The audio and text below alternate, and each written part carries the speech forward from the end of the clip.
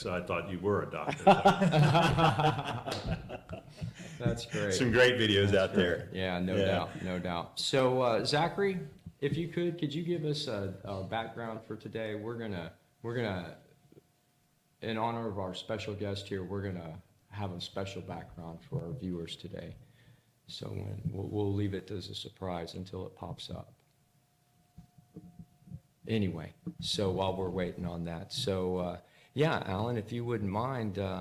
So what have you been up to these days? You got anything big going on? Any new projects? Well, I've been spending most of my time trying to finish a book. Oh yeah, yeah. Which kind of deals with some of the fundamentals that over the course of time and experience in Sure. Our politics and government, talking about, and it starts with the fundamental sense of who we are supposed to be as a people. Right, right. As I think, in various ways, we live in a time when so many people are trying to convince us that what we are supposed to do is make sure we take care of ourselves and have money and prosperity and this, that, and the other thing. Oh yeah, yeah.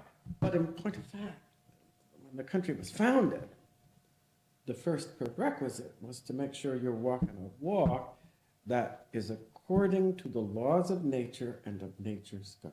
That's right. So exactly. God was the foundation of your sense of that walk. That's right. And where it was going. A lot of time now in the country, we kind of, I think, don't know where we're going.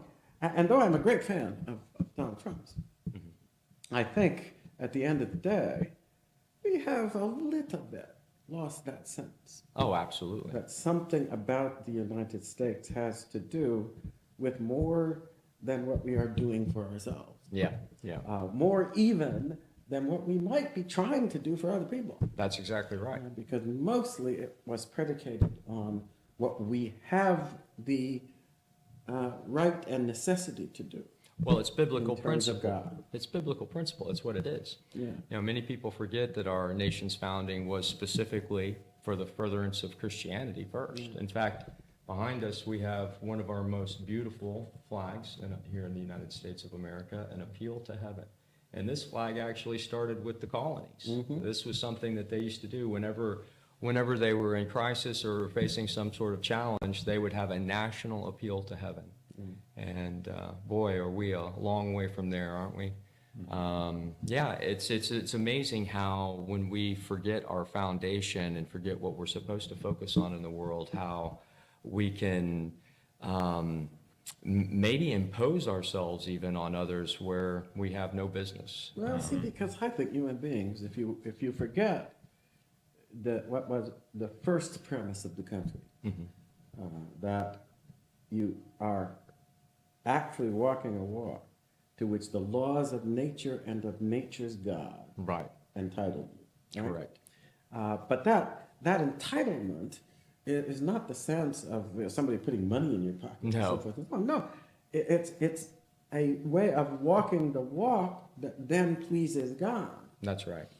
So that in point of fact, you deserve your whatever it is that you accomplish. Right. On account of that dedication to His will. That's exactly right. And That's I think exactly we still have a lot of Christian people in this country. Yeah. And I think on any given day of the week, especially kind of Saturdays and worship days, Yeah. you remember that. Yeah. But I think we've let ourselves slip into the habit of acting as if the country is what we do for ourselves and what we do for others. Right. When in point of fact, the fundamental premise of the country is what we do for God. Right. That's right. And what does that translate into in terms of the challenges we are now faced with? And I think that if you especially are walking a walk and call yourself a Christian person, you've got to be preoccupied with that. That's exactly Because you're not right. here on your own business. That's right. We're here on the Lord's business. That we're all shovels. Yeah. Really, we're all just a bunch of shovels around here. Well, that's what we talked a little bit about before the show, is that, losing that vision or that principle is sending us down various different paths as a country. And the question is, should we be going down those paths at all? I mean, Right. we have to kind of clean up our house And in like any good business, you got to make sure your sound business fundamentals are good before you start a new venture. And I think we could all probably create arguments as to whether or not we have our house in order and whether our business is in order as well. Well, that's correct. In fact, I would go a little further. There's even a methodology in finance, right? So whenever you're trying to amass wealth, then you have to have the wisdom that goes with that money, or you'll lose yourself or you'll lose your riches. And so there's two ways that we can examine our nation. From our fiscal responsibility, we're in just a shambles, right? I mean, we're bouncing on the bottom and can't seem to make it, even back to the halfway point in the global economy right now. We can't be competitive. That's a big problem. But it's a systemic thing, right? It's caused from our loss of focus on what our actual foundation is. And it's the same whether you're talking foreign policy, finance, across the board. It's like any cancer. We're over here, we're talking about all the symptoms, and we're throwing pills at the symptoms, but we're not actually treating the cancer. And the cancer is our disenfranchisement from the foundation of our nation, right? The Bible. And part of what you're saying there is absolutely, I think, exemplified in Donald Trump. And I have to start by saying that I'm way happier that Donald Trump is president of the United States than that Joe Biden was ever president. And praise the Lord. Yeah, So if God ever was going to give us a favor, it was that one. Everything in perspective. But it does make me uneasy, though, that the priorities tend to be shaped or focused in what we're going to do over here for, I don't know, the Palestinians. Let's go over and take over the Palestinians and make sure they know how to live. Right. What's the people in Greenland? Let's make sure they know how to live. And so on. Oh, I think we better put first things first. Yeah. Absolutely. Make sure we remember how we're supposed to live. Yeah, exactly. And I think we have spent a lot of time, and I think our politicians and others, because the people who profit most from our vulnerability in that regard are people who are more encouraged by what we buy Consumers. than what we do. Absolutely. Right? Yeah. What we achieve. Right. And also making sure that those achievements redound first and foremost to the quality of our service, Right. to the one the country was initially dedicated to. Precisely. And I think a lot of people today, and I hate to say it, but it might even be a majority of people, have forgotten that the country wasn't predicated on what we do for ourselves. Oh, no. The country's first pronouncement of its existence in the Declaration Yeah. was predicated on what you must do for God. Right. And I think a lot of people who are, they go out to church and they're praying and so forth and so on. Right. But I look at it sometimes and I say, but too much of that is about what God's going to do for us, what's God going to help us do for ourselves. Right. And I'm thinking, no, we're here Right. to do what God says is our responsibility to Him, to acquit that responsibility. Right. Exactly. And I think that if we don't get back to that first foundation, we are not going to be very successful That's at exactly right. achieving a lot of the things that sound good. you know. If Yeah. they sound good in the ear, we're going to somehow go, re-educate the Palestinians and take over Gaza and so forth. I think to myself, no, maybe we have some things to do before we take over Gaza and pretend that we can do a better job than they are doing. Exactly. Right, Yeah. right. Well, I will say one thing, at least he has the idea of protection in his mind, because the only function of government is protection, but not protection of the world, but protection of its people, right? And See, but I think we forget. What's the first thing that the Declaration of Independence takes care of is remembering protection of your people from what? from tyrants, from criminal activity. The first thing you have to do is protect your people from the wrath of God. Well, that Don't get on the wrong true. side Very good. of the Yeah. one who, even as he lifts you up, can also smack you down yeah. if you walk away. And I think we've become so enamored of ourselves. Every time we look at the mirror of the world, we're seeing ourselves, right? That's exactly what we we're can do, doing, what yeah. we can accomplish. So this this is a dangerous thing, especially if it leads you to forget God and what he requires of us in terms of how we build and develop. And America has had its struggles in that regard. Oh, yes. And has, if you turn the clock back enough, you could see a time when Americans first didn't think about certain things. Right. And then thought about them so much, like slavery and so forth and so on, it looked like it was going to become a self-destroying obsession. Right.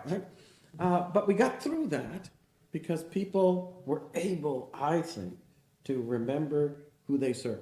Right. And therefore to know not only what they're supposed to be doing, but how they go about achieving what they're doing in order to produce a result that's going to be right in God's eyes and therefore good for everybody. Sure, sure. Am I making sense? Absolutely. Yes. Absolutely. Yeah, without question.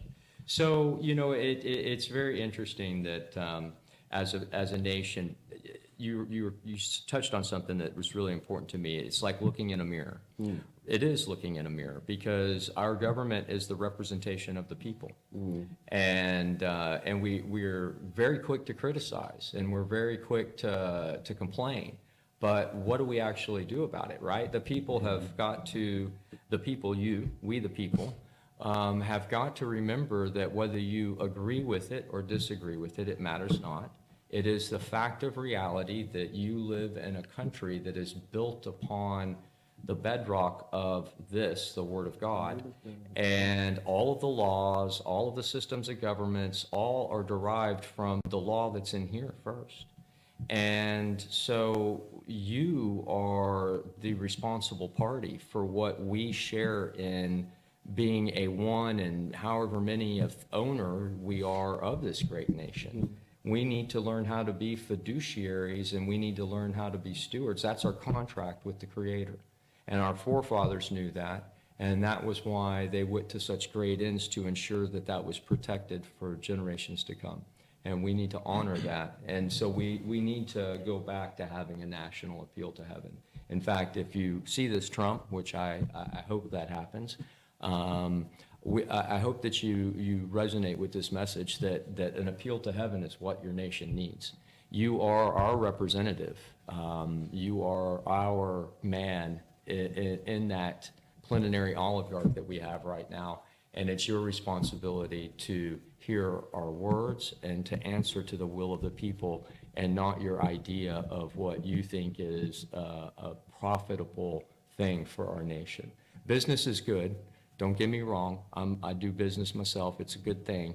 But when we're talking about a nation of people that are dedicated to the Word of God, our foreign policy needs to be examined. Yeah, It where do really we fit does. into that? Yeah, exactly. Given Right. the direction we're at, where we are right now and where we're coming from, where do we fit into that? I mean, I don't even remember getting an invitation from the Palestinians to do this.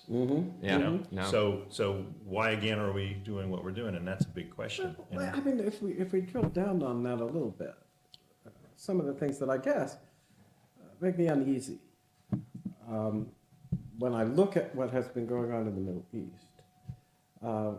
I think we've been neglecting the fact that part of what needs to be reformed, because we can be lured into thinking that everybody's motivated by what they're going to get out of this, that, or the other thing. Right. And sometimes that motivation can actually lead to good results. Right. They're willing to work hard and do things, and etc. But a lot depends on whether you are starting with the right mentality That's right. in determining what it is you are doing and why you revere the notion of its accomplishment. That's right. And when I look at what has been happening, for instance, in the Middle East, we need not to neglect the fact that a whole bunch of people are raising up their children to be warring all the time, Right.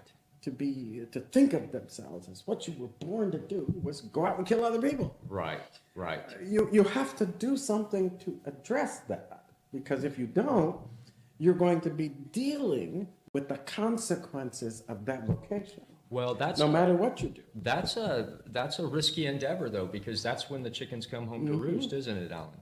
Because when we examine our foreign policy, we can't just look at an administration. We have to look at the entirety of our foreign policy going back for a very long time, probably since our conception, because everything that was still affects the world today. We have treaties, we have relationships that we build through whatever global conquest happens, world war, whatever.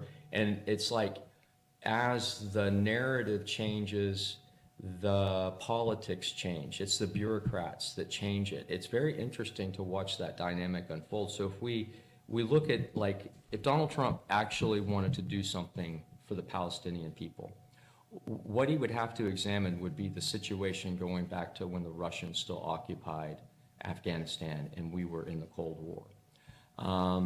There was something that was going on there that the Americans wanted to have a hand in, and most people don't comprehend why.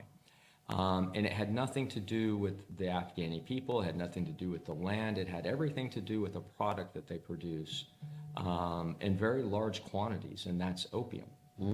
And because of the pharmaceutical industry in this country, and it's creating opioid addiction, right, to stem the corporate profits, you start to see how these symptoms are just symptoms of greater problems. And they all come back home to roost right here, and that is the absence of the American people in the conversation, which is one of the most important things. We have to right ourselves as a people and get right with God in ourselves and in our homes, and then we have to engage in the more important conversation, which is, what is it that my state needs to be successful? What are the things that are important for protection? Because we've completely lost sight of all of that. Well, let me ask a question, because, there is an aspect of our lives in which I think we are prone to be more open to answering that question as a direct challenge of our everyday life.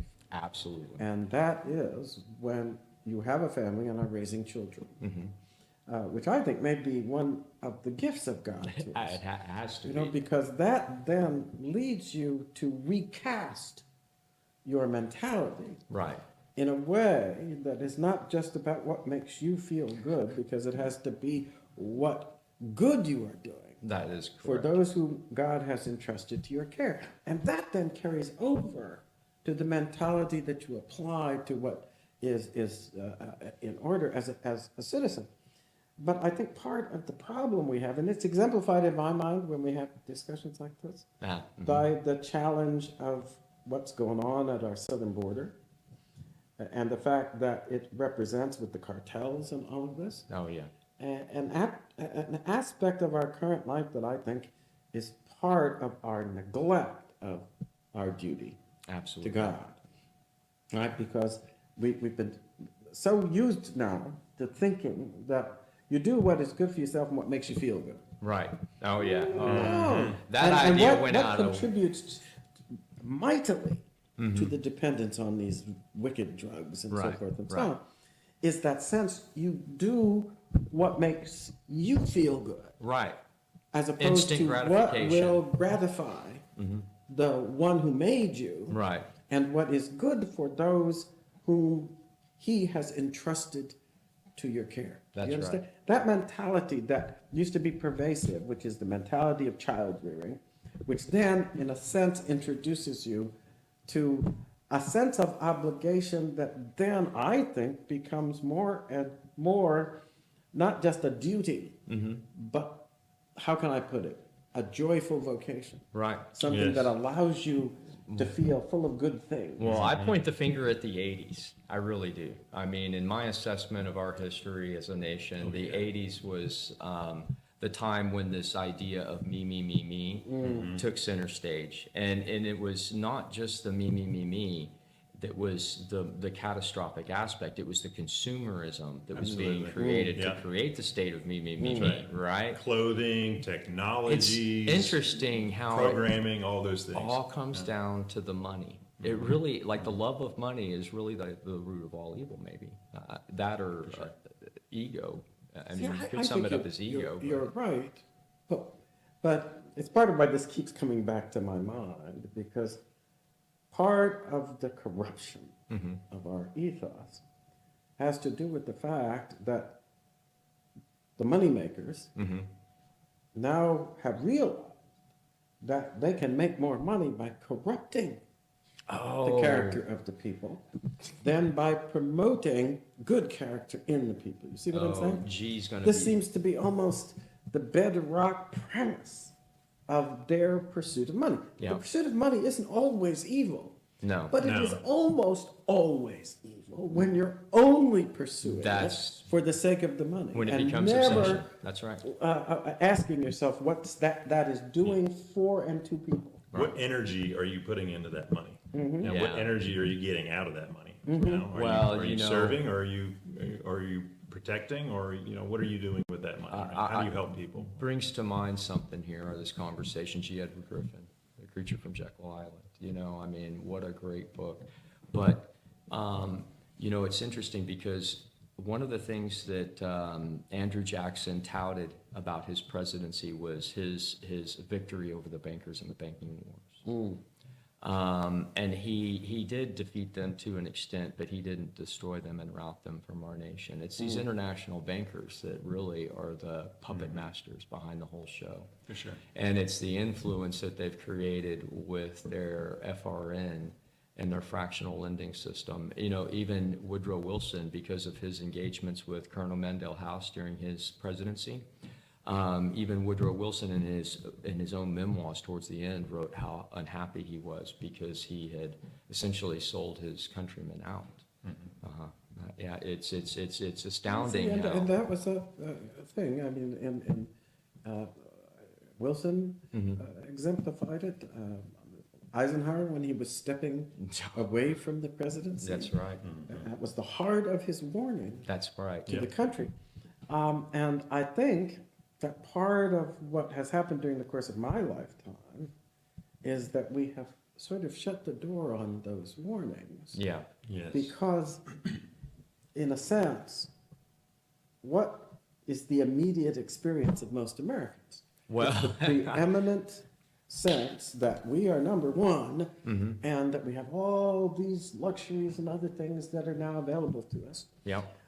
As if they happen not as a result of people who were steadfastly dedicated to building foundations that would then support that flourishing. That's right. It's like we've forgotten that in order to get the good fruit, you have to plant the trees. Yeah. Yeah, well, after Take they care of it. succeeded in what Colonel Mandel House said that they were going after, which was the high office of presidency, and I believe Kennedy, he was assassinated because of his intent to go after the Federal Reserve. I don't think a lot of Americans knew that he actually had an initiative to go up against the Federal Reserve. But when he gave his speech, oh, we're going to get some audio feedback there for a minute. You'll have to forgive us. We've got some workers downstairs. Wasn't anticipating them drilling through concrete. But anyway, back to my thought. Well, actually, I completely lost my thought. But I was saying the whole concept of abundance has been hijacked, you know, through marketing and all those other things. So, Yeah. you know, it's definitely been taking a different route than what we intended. Yeah. Because we've lost those principles, we abandoned them, we've turned our back to God, we've gone down different paths, and, you know, the idea of the American dream, you know, turns out to be a marketing campaign. Oh, You know, yeah. the imagery. We're going to go create a resort in Disneyland in Gaza now Yeah. because, you know, that's the Band-Aid that's going to fix that problem. Yeah. We've lost our minds. Does that mean, though, because I think when I see what's going on in the world, and I could make certain exceptions to this maybe in my mind, but I think that sense that what you're doing when you work with other countries and you want to do positive things for them is inculcating how they can be successful at this development of the kind of money power. Right. I think it's actually what has led us to neglect our real source of power. Oh, absolutely. Because we don't spend so much time then, and I think we're seeing that transition even right now. What is the solution to the situation in a place like the Middle East? Well, one solution would be that people are less dedicated to killing others than they are to doing right by themselves. Right. That sense that trying to sit down with people and really work together to get us all committed to doing right, and not in our own sense, but in the sense of that higher authority. That, Right. You know, and it always amazes me in the Middle East right now, because at the end of the day, we're not dealing with people who aren't claiming to be susceptible Right. to the preeminence of God's will, right? The Muslims claim to be concerned with God's will because Allah is God. The Israelis, a lot of them claim to be revering that will of God. A lot of us, Christian people in America, Claim we the same thing, yeah. But when you actually look at how we are trying to encourage each other, the conversation almost always degenerates into, well, what can we do for you in this material way, and Yeah. that material way, that That's- material yeah. way? And yet I look at the Middle East and I say, but the major problem there is moral, not material. Yeah. And how can folks who say that they are dedicated to a moral understanding that originates with the creator of all things then get such a mess? So it's astonishing to me. It really is, and it's very interesting to me too, because I have a brother that is in ministry in the Gaza Strip, and he's a Christian, and he has a church, and his church has been bombed time and time again by the Israelis, and the Islamic radicals come in from outside of that area. They're not from that area. It'd be like the Mexican cartels coming here, blowing up a city and going home, right? And then we think that it's people that live in that neighborhood because we live over in Africa land. And let me tell you, you want to know something that's really going to ignite our enemies is our involvement there. It terrifies me, to be quite honest. Well, I share that because I think we ought to be very wary of thinking that somehow involving ourselves with what is going on is going to make the best contribution. When, in point of fact, it will probably aggravate the situation, and immediately the folks who have an axe to grind because of their commitment either to the secular goal of victory in war over others, Right. Or even the sense that they have to put the will of God as they worship God in priority. It's still going to leave us, I think, in a position where we're coming along to act as if all of that is nullified if we can get everybody to agree that we're going to concentrate on prosperity. Yeah.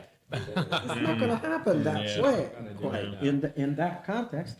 And I think neither should it happen. No, because you don't want people to forget that the real vocation transcends that. But I don't know. I think because we've been relatively successful at acting as if the material will then solve the moral and spiritual challenges. Yeah. It doesn't, does it? It doesn't in No, America. hasn't It yet, doesn't no. anywhere. It hasn't yet anywhere. But when you live in the midst of a society that can keep propping itself on the prosperous we are, right? Yeah. In a general sort of way, it looks as if it's working. Right. Right? Right. When in point of fact, it's not working because you're not building and developing the moral character that would justify and sustain it. Right. Exactly. Well, you spend a lot of time in foreign policy, so like, what do we bring to the table? What do we bring to Palestine? You know, what is it that we're doing there, in your opinion? What would we? Well, be right doing? now, I'm not entirely sure. I know that what President Trump is thinking that we will bring there is we're going to get everybody to sit down at the table and agree Right. on what is going to best serve their people and the prosperity of their people in material terms. How can I put this? I mean, the first actor who may be somewhat susceptible to that is Israel, probably. Yes. Because Israel has been prospering in terms of its ability to develop ideas and apply them and technology and so forth and so on. Yes. But I sometimes hear what people are saying, and I say, but wait a minute. On the other hand, we're dealing with people who have been raising their children from the time they're so hot, you know, they're not even barely off the ground, in the fact that their vocation is going to be to go get that gun and kill somebody else. Exactly. That's exactly. How do you deal with that? Well, you know, and that brings to light a It's an whole age-old other question. can of worms here. When we start talking about our foreign policy, because of the way we're engaging the world right now, okay, so I want to point out something from a strategic point of view. This is very important to consider in all this, is that China and Russia have been expressing for quite some time discontent with our foreign policy and the way we handle ourselves. And we haven't learned anything from the conversations that we've had. You know, I watched an interview with Tucker Carlson and Vladimir Putin, and as a statesman, I was embarrassed by him representing us in that moment, because Putin was trying to explain some very important things to him in that conversation, and it seemed to irritate Tucker that he kept talking about the history. But the history is the fact that some of our allies that are allied with us in World War II are now aligned against us, and those just so happen to be the other two world potential superpowers. And when you examine China right now, what you have is you have an overgrowth of population of men, okay? When you start overgrowing in population of men that have no prosperity hope or no hope of marriage and achieving a family, you've got a national crisis. The easiest fix for that national crisis has always been global conquest.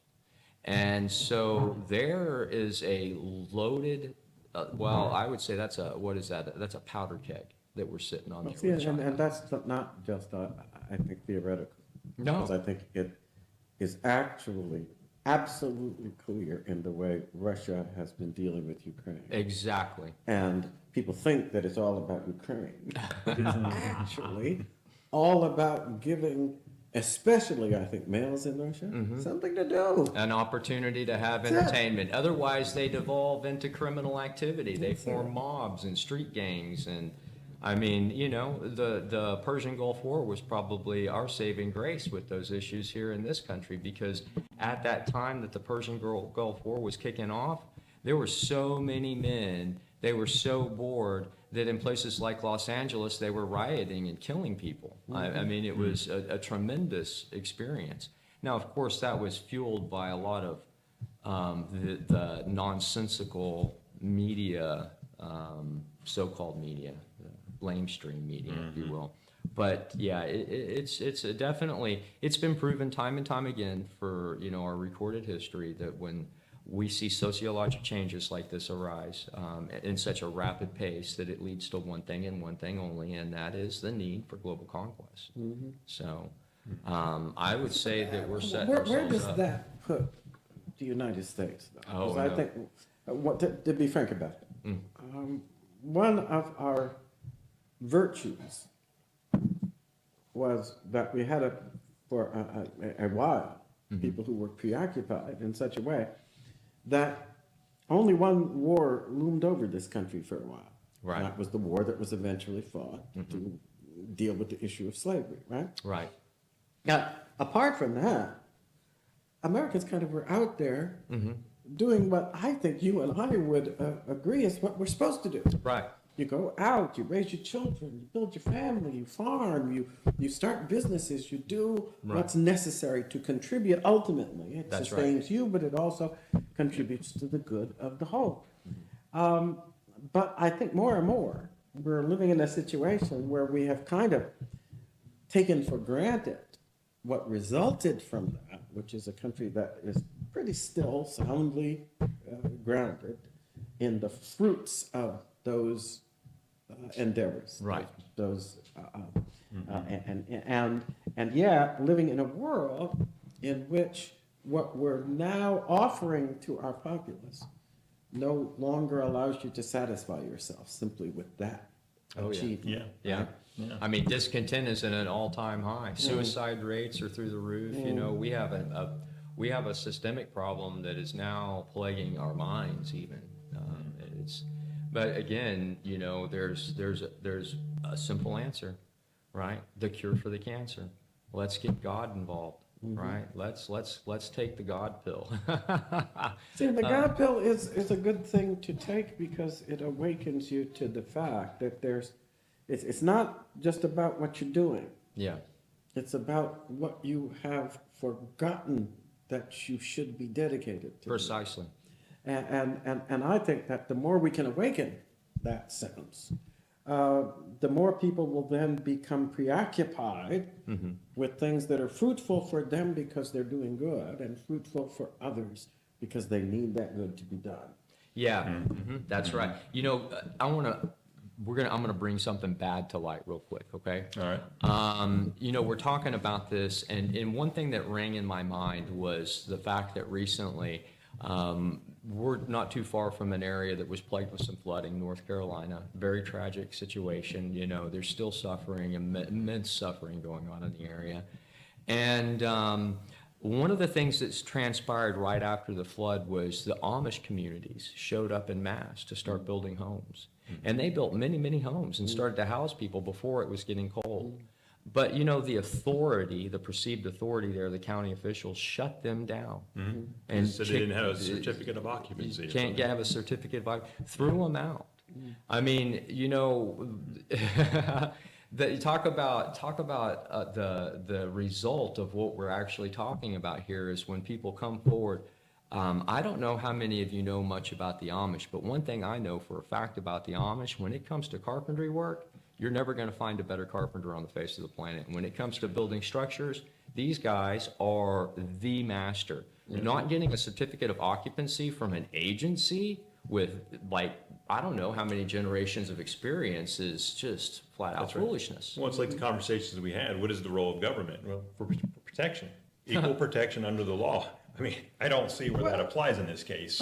But also part of what ought to be the character of government is if people are out there doing good things that have good results, don't barge into the situation and act as if you can take control. Doesn't sound anything and like inhibit awesome. those results. It doesn't make any sense. Makes no sense Part whatsoever. of what this country flourished in many ways because you go back to the 30s and 40s, 1830s. Yes. 1840s. Yeah. And you are dealing with a country of people who are spreading out there, and basically they get up every morning and don't have to be concerned, even have been formed if people hadn't had that independent sense. That's right. To go and start doing something. And the Amish, of course, are a paramount example Exactly. of how if you just let people be, what is on their heart can produce grand results. Well, it's funny That's right. because they exemplify our founders' American spirits. They really do, because they are all about self-governance, which is exactly what our nation was founded to, self-governance. And the fact that agency would ever get in the way of that, it detests me, because talk about a problem. And it seems to escape the conversation from the bureaucrats always. Well, see, I think a good that's point one here. of the things going on right now that I hope will bear some fruit from the fact that one of the interesting things that's been going on in this iteration of the Trump administration is that they have been essentially through the whole the Doge project and other things. They've been going after the notion that all these agencies and so forth and so on are doing good. Right.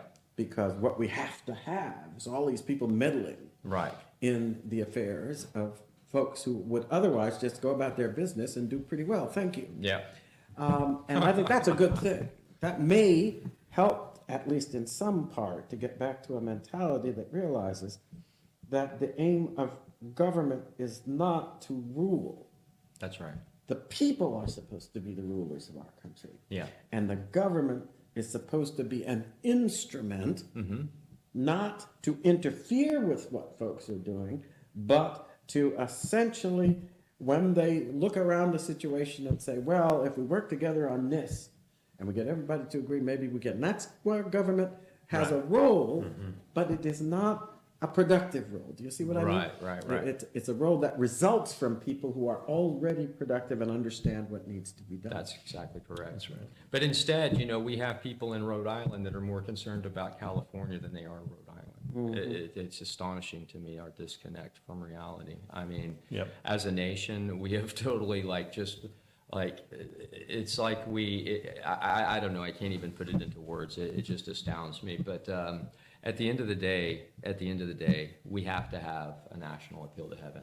And, you know, it's my prayer right now, God, I hope you're paying attention to what we're doing here, and I hope you're blessing it. But it would really be important for this administration to listen to people that have dedicated their life to service right now. And those are the people that need to be heard, because, you know, one of the things that this administration has promised is that in its first term, your republic is here, come and get it. He said that in front of the Washington Monument, okay, Mount Rushmore. And that was a pivotal statement, because the republic has always been here. It's just that the people have been vacated from it. And because of that, the republic is not functioning. This plenary oligarch that we have is. And they've been out of control. They've been allowed to basically take what they observe in us and amplify it outward to the world, which is a whole big nest of problems that we're fixing to have to deal with if we don't get these guys to pay attention. So I'm really thankful that we have this opportunity to have a more enlightened conversation about the things that are going on in our nation. Absolutely. Yeah. Absolutely. Like I always said, I think the best we can hope for is that the path will be cleared for us to go down, but we have to go down it. That's as right. we the people, we have to go down that. Right. We have to take But on that model I of think biblical citizenship. clearance at that path, and we'll see, because I think there's hope right this moment that people might start focusing on that. Yeah, absolutely. One example of the nature of it is, you know, we have a festering sore in a foreign country right across our border Yes. that I think is seriously exemplifies a detriment that mostly exists because we are allowing the greed for money to absolutely vacate any concern about the damage being done to character. You know, I love the way you and state I think things, that Alan. when you get right down to it, I guess I'm still waiting for the moment when, because all of this talk of Gaza and so forth and so on dismays me, to tell you the truth. Yeah. Because at the end of the day, meaning no offense, I think that situation, in terms of the immediate result of what was at the end of the day, I have to say my own opinion, an absolutely ruthless attack, right? But the Israelis are taking care of it. Oh, yeah. We need to go over there and take care of that That's problem. right. No. But we have an ongoing problem Yeah. that every day is threatening and destroying the lives of Americans en masse, particularly the younger Americans susceptible to all this garbage. Yeah. And we're acting as if we should use our military over in Gaza, when I believe that the first thing we ought to be doing with our military is kicking the hell out of those cartels. Yeah. And telling Mexico to cooperate or be damned. That's right. You If understand there's what I'm one saying? country that's open for takeover right now, Trump, it probably is Mexico if they don't capitulate and comply with the fact that we have a serious issue that needs to be addressed. And you know, the way you say things, Alan, it astonishes me. I wish I could be as gracious as you. You're so elegant. But, you know, when I think of this problem, I put it in terms of this, is that we, the people, created that problem. We allowed corporations and corporate greed to take the nature of the day and create a product that opened a black market that at a point could not be closed. And then we went a step further and we allowed our agency, our representative, to go over there and give them guns and give them training. 100%. And now we want to look at other places like Gaza as a place that we need to give attention to. It's astonishing. Did you know one thing that most Americans are completely unaware of is that the fentanyl is not coming through the southern border primarily and hasn't been for some time? The northern It's border, coming from through Canada. British That's right. Columbia. That's exactly right. Yeah, yeah, absolutely. And what are we doing on the northern border? I guess we're going to go take over Canada. Maybe that's why he wants to take over Canada. Well, I'm of two minds about any such proposal. I am not sure. America prospers best, right? That's right. When we remember that the first people are supposed to take care, the American people are supposed to take care of themselves. That's right. But when you have a country that has lately been dedicated itself to neglecting that aspect of their vocation, Yeah, yeah. and I don't know. I'm not sure. It's one of those occasions. Don't be too hungry to conquer people. And No. take them over, because then you have to take over their problems, and you're forgetting that half the time when you take over somebody else's problems, the problems drag you down. That's you don't right. lift the people up. That's exactly right. And I think we need to be careful, especially since we're still in the midst of a problem of lifting ourselves up. That's right. Absolutely. And- Well, that's what Jesus used to do. He used to lift people up. Yeah. You have to take the steps, but I'll lift you up, but you take the steps. And that's what our focus should be. Let's lift them up. What would it take to lift the people up in that area? Might be an economic solution, but it's an economic solution that benefits the people that are there, that is inspired by the people that are there, right? I mean, Yeah, in the way they see fit. and I really, quite honestly, I think if we were to address our foreign policy, starting with our southern border, and really exposing the reason that we have this issue to begin with, and dealing with our responsibility in it, I think we would find that the things in the Middle East might be of little to no consequence to us ever again, really. Absolutely. In fact, Trump started something in his first campaign. He started a peace campaign where he went to these different nations and he was talking peace. This time he comes back in and he's talking war. It's like the dichotomy here is crazy. I think also, how can I put it?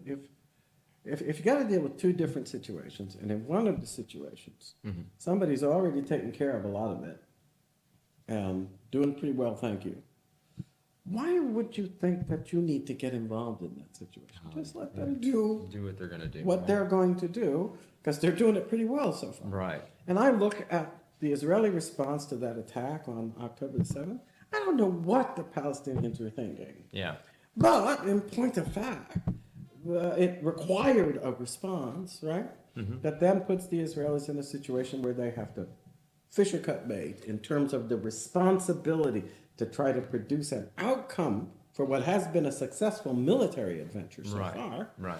That isn't just all about the military adventure, but also all about being able to rebuild the situation in such a way that people are no longer susceptible to simply destroying it out of hand because they're so convinced that they have got to go kill other people.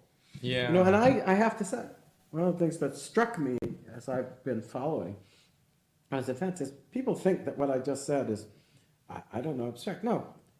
Part of the problem, I think, with the whole Palestinian situation right now is that you can go, if you like, and look up all the different things where they actually are bringing their children up to believe that their vocation is to go out and kill Israelis. Yeah.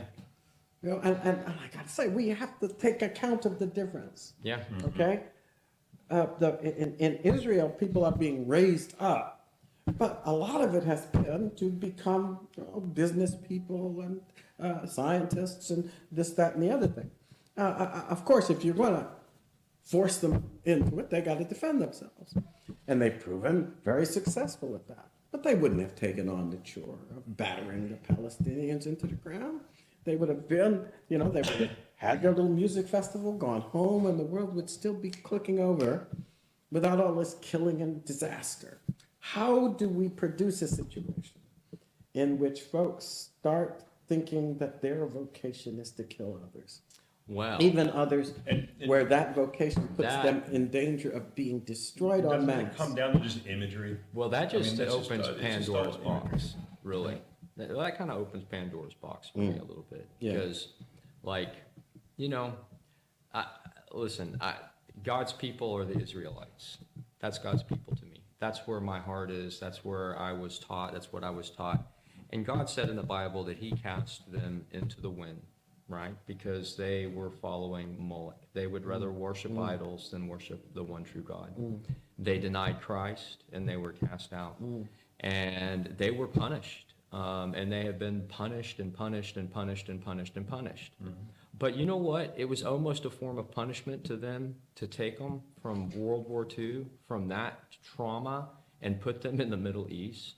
I mean, I'm sorry, just from a layman's standpoint, how can you look at the world and pick that as being where we're going to go and we're going to insert these traumatized people into an area?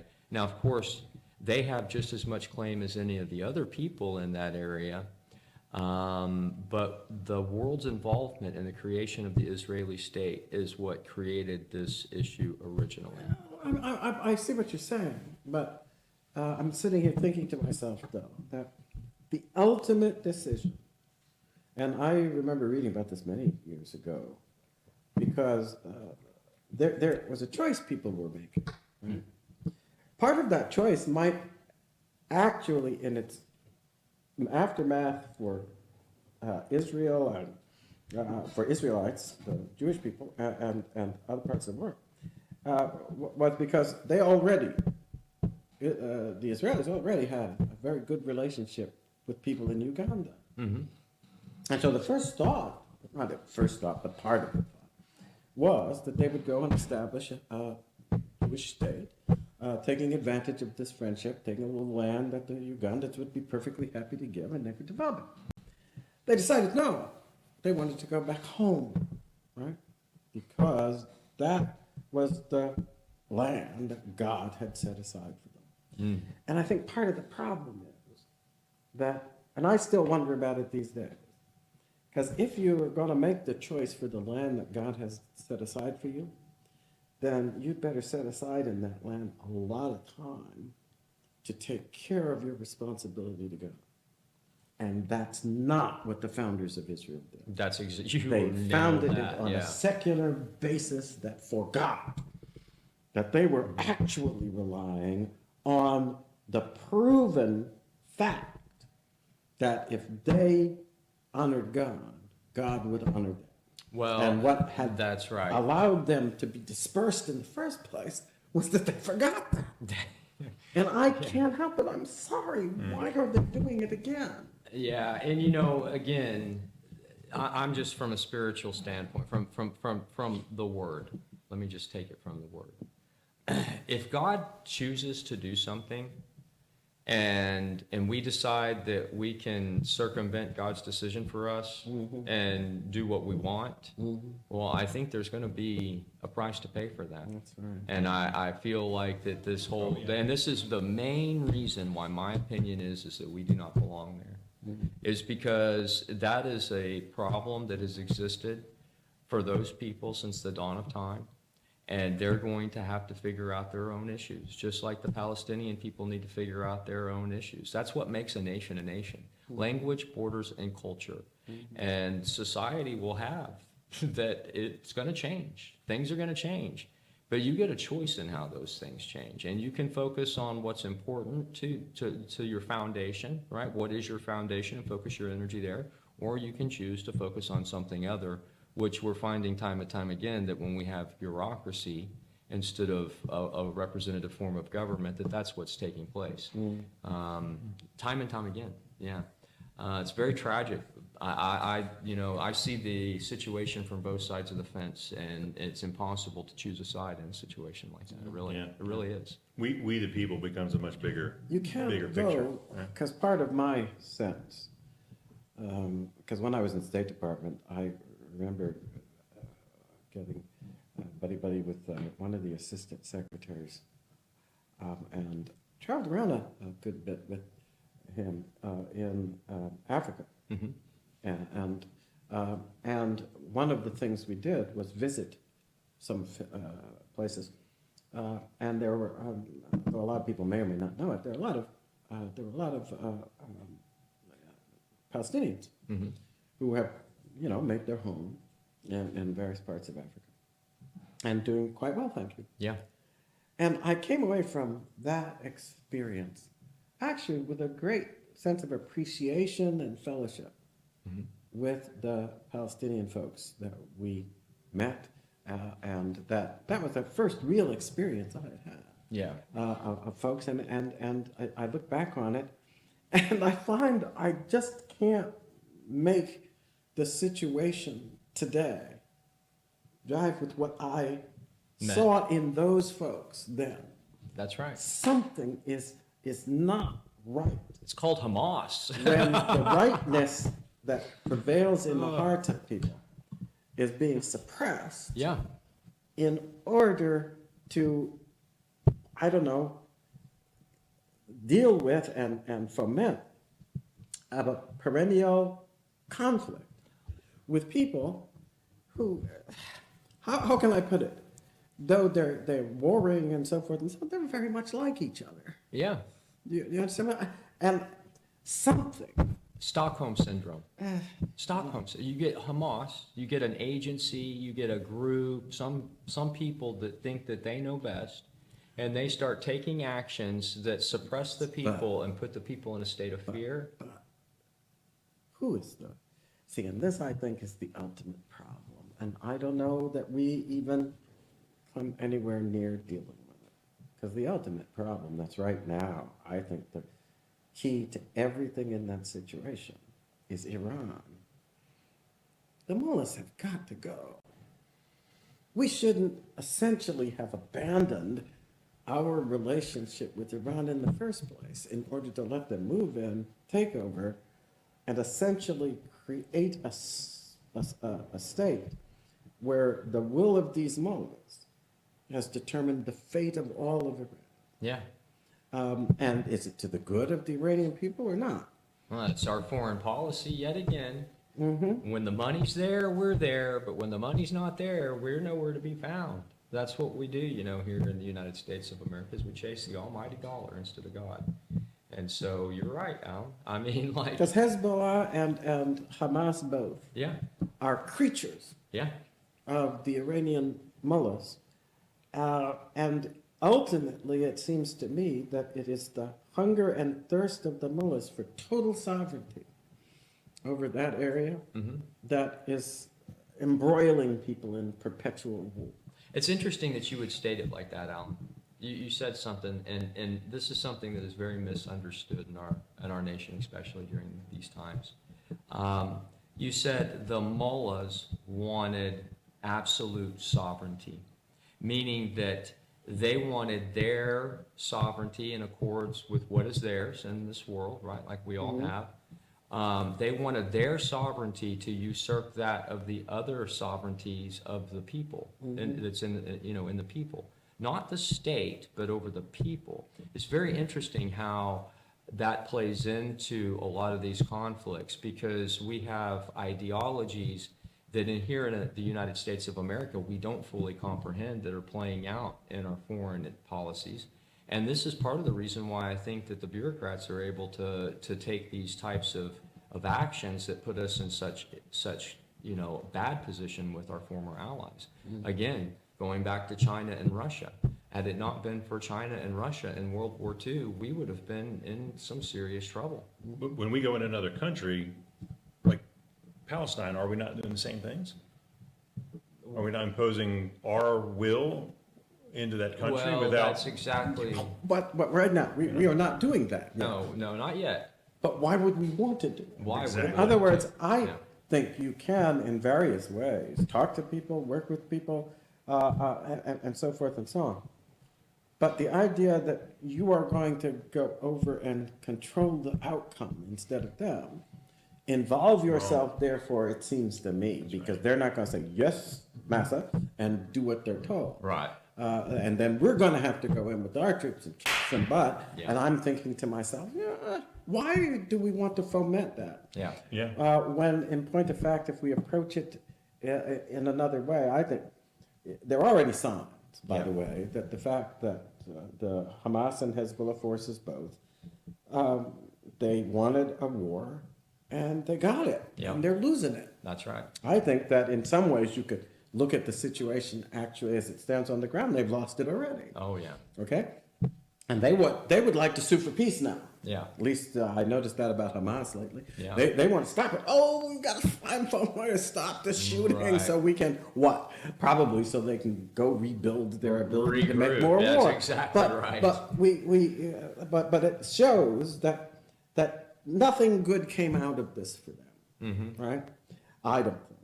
And the question is, how much longer are we going to act as if encouraging them to believe that something good came out? You know, I have a is theory preferable. about that. But first, I want to say something. When you were talking about meeting Palestinians in Africa, it brought to mind something it's most important for all of us to realize in these conversations is that people inherently are not inept or incapable of greatness. And independently, we frequently achieve that. And in communities, we build relationships that last generationally if we're attached to a community in such a way. And well, at least that's how it used to be. Let me say it that way. Our foreign politics exemplified that back in the day because we had great relationships with almost every single nation, aside from those that decided to go derelict. And when I say derelict, I mean like completely off the rails derelict. That's the only time we should ever be involving ourselves in a conflict when it comes to foreign policy.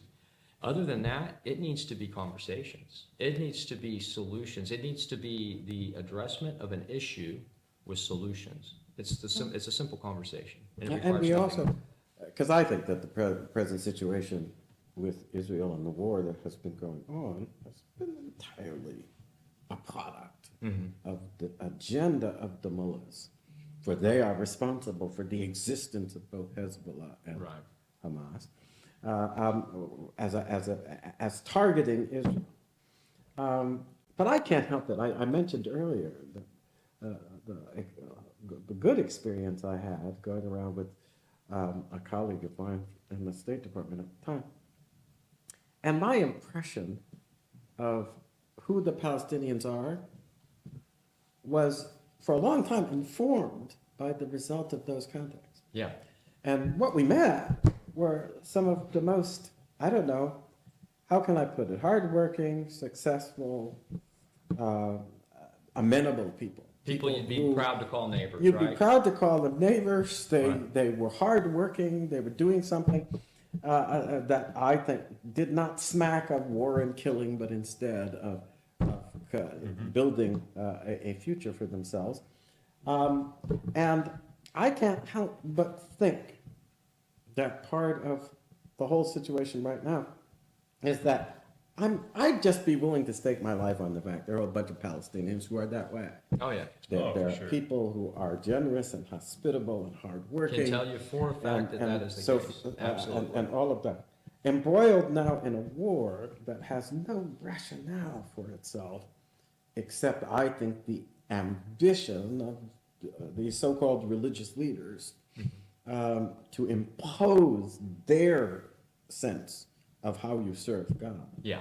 on people who don't share their sense of how it is done and who mean to do so by any means necessary. That's Right. why Hezbollah and Hamas were funded and why they have been pretty much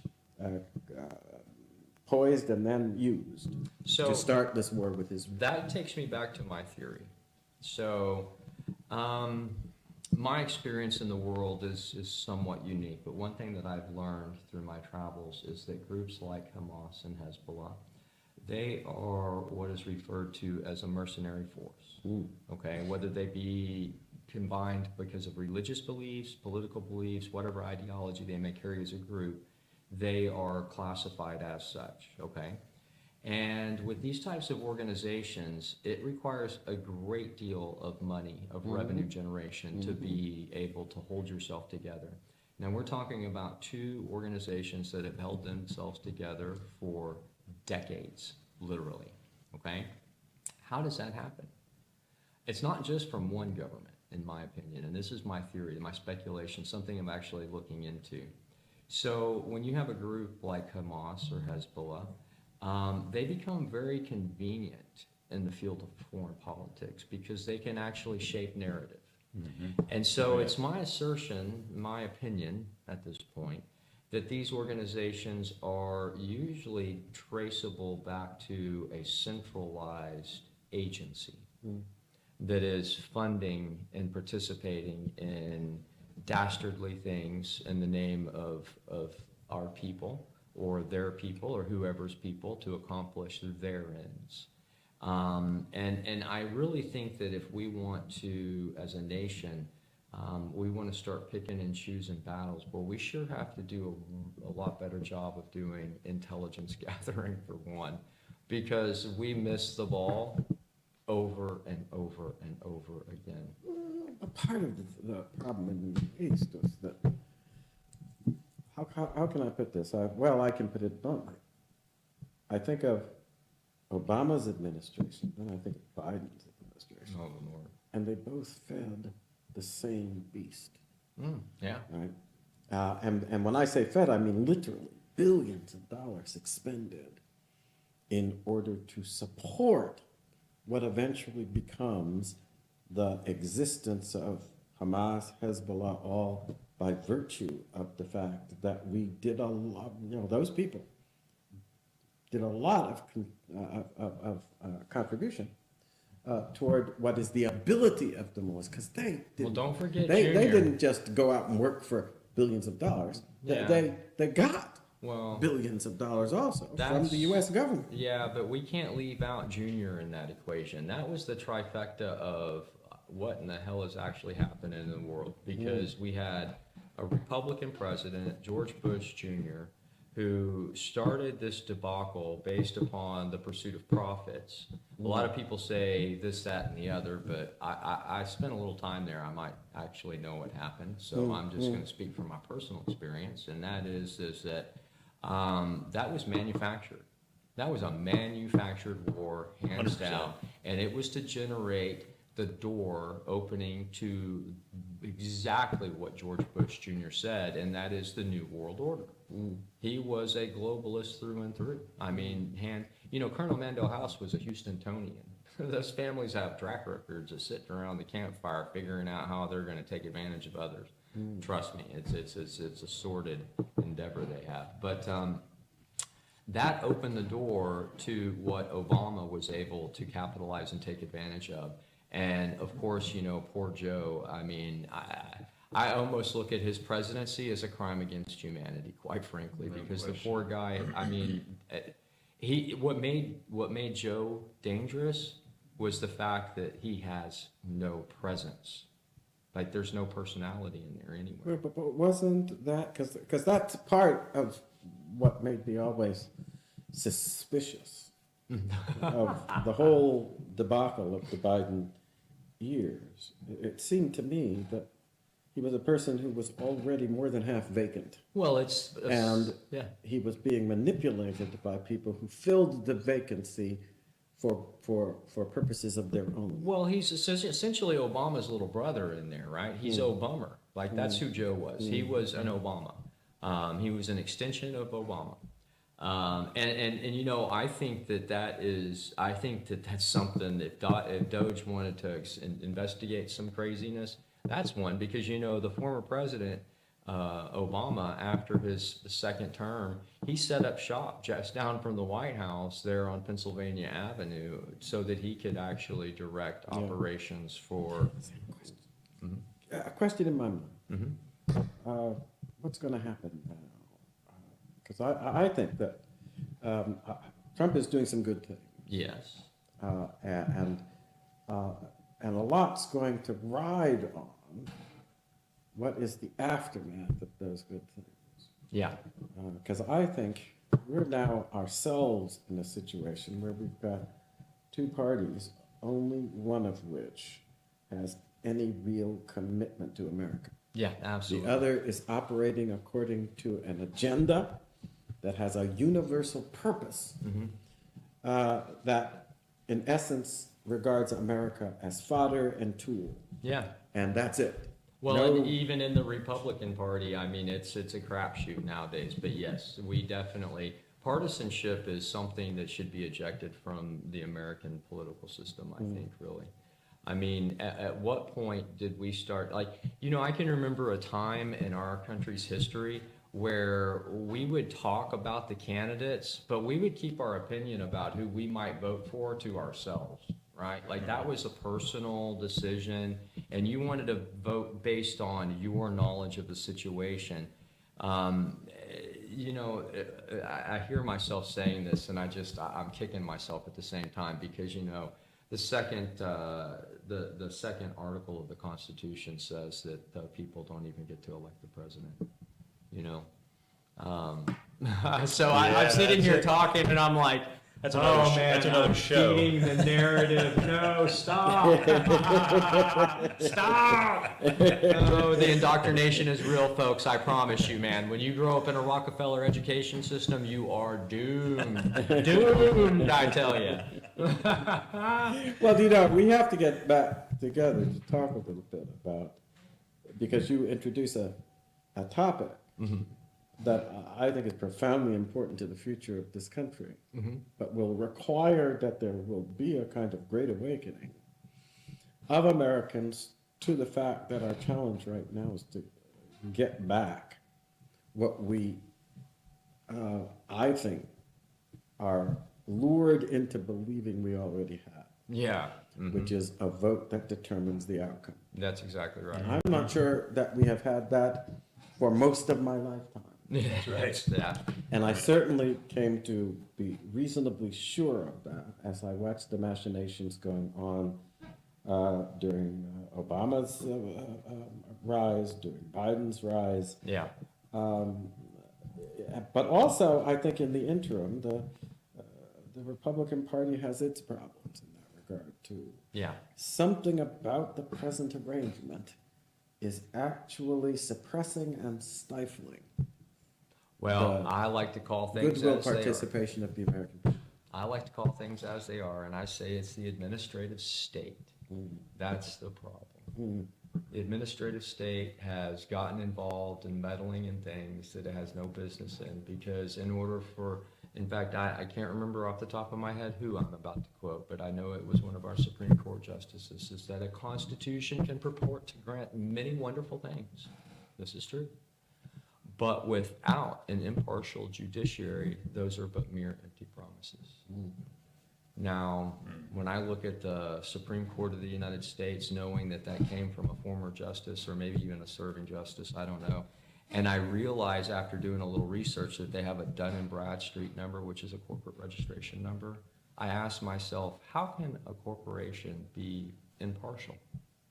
How does that function? That is a systemic problem that is caused through the bureaucracy that happens within the administrative state, that plenary olive garden. It can't be impartial because a corporation's primary job responsibility is to make profits. And just so that I uphold my commitment to our audience, the layman's term for plenary oligarch means that when you win the popularity contest, you get to be in charge. So just want to kind of lay that out there for people as to what we're talking about. Now, of course, in America, the people are always, and this is the thing that frustrates me every time I'm thinking things through these days, even the writing I've been trying to do about it, because it's frustrating that the American people no longer have the sense, and there is no longer a commitment to the reality that the vote determines the representation. That's right. And in that respect, I think we've been led a merry dance that has gradually turned our elections into The Super Bowl? sham. Selections. Yeah. It's turned into it's a reality show. Yeah. Yeah, it's horrible. What do we do about that? Well, So- Lord knows, I think us just having the conversation is hopefully going to be blessed by the Lord and serve in doing so and opening their eyes to this, because one of my commitments to doing this is actually citizen journalism. I've been a jurist and a historian my entire adult life, and even some of my childhood, quite frankly. One of the things that I have realized is that the art of being a statesman has been lost. People are afraid to have a voice. They've been so disempowered and so disenfranchised because they don't know, because of their own ignorance, which is yet another symptom of the Rockefeller education system. Yeah. That's going to be a show here pretty soon, just so you all know. In fact, there's a young author that I think real highly of, and I know you appreciate too, that wrote a book called Crime of the Educators. It's a phenomenal book in exposing the heinousness of the education system here in our great nation. It seems to be almost calculated to get people to forget who they're supposed to be. In fact, you know, that's usually the stepping off point where how I introduce people into the concept of, I either use the education system or the Federal Reserve fractional lending system to introduce how our nation has been usurped by bankers. Yep. Yeah. So, Alan, you have a book coming out. It should be coming out, yes, when I finish it. Yeah. The question of when I will allow it to come out is the question that now hangs over my life. Well, it's my commitment. But it's to partly not- because nothing remains the same. Yeah, Right? nothing. Right. And so Especially now. if you have spent a couple of years, or 2.5 years, I guess now, trying to get a workout, and then you go back and you see what was done in the beginning, you realize that the changing events now require that you Adjust. adjust. Yeah. Yes, and so you Change a spend few your time chapters, right? rewriting. Well, it's my commitment to not bother you too much until you get finished, but we're gonna, we'd love to have you back more and Oh, more yeah. and more and more. Absolutely. Well, I love being here and having a chance to talk in a very serious way about what's going on in America, in the world, and what it could portend. But also, I think, because there is underlying it all a positive sense, and that is the sense that whatever we may think is going on, if we are willing to think it through and commit ourselves, there are still things we can do about it.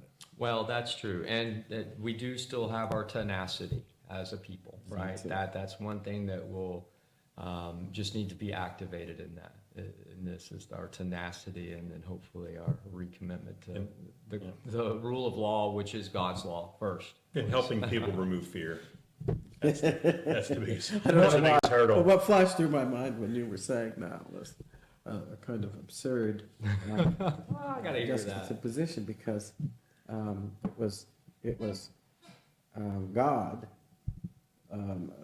saying the words of one of these old songs, "Hold on, I'm coming." Hold on, I'm coming. Well, we're standing in the gap, Lord, so just come on with it. Bring it on down, Father, please. Let us have it. Let us have it. Yeah, win, lose, or draw, we need you here, please. Yeah. So, well, I want to just thank you for joining us, and what a splendid conversation. And again, I want to go back to our appeal to heaven flag behind us and its importance to our nation and our history. And this should be the rallying point for our nation right now. So I'm going to challenge the American people to this. If you love your nation and you love the Lord, show your expression of that and begin to fly. Make this a national emblem for us. Make this our mantra, right? It's an appeal to heaven. We want God involved, and we want you involved. So we encourage you to become citizen journalists. Go out there and find the truth for yourself. Don't just believe in narratives, because let me tell you, I could tell you a lot of things, but that doesn't make it true. We got to show each other. We got to prove it. So we're relying on you to do your part as an American and become that citizen journalist. So thank you all for joining us, and God bless. Gil, would you like to say anything before we shut her down? Buddy? Well, I'm just an observer between two fine guys here who I have a lot to learn from, so I'm just honored to be sitting here, like I said before. And Alan, thank you for being here. Oh, thanks for having me. Appreciate it. Yeah. Very good. All right. Well, thanks everybody. God Get bless. involved. Hit the thumbs up and do the, Yeah, do do what the you internet do. thing. Do what you do, please. Yeah. You do it best. Thank you so much. Are we good? Fantastic Great. show.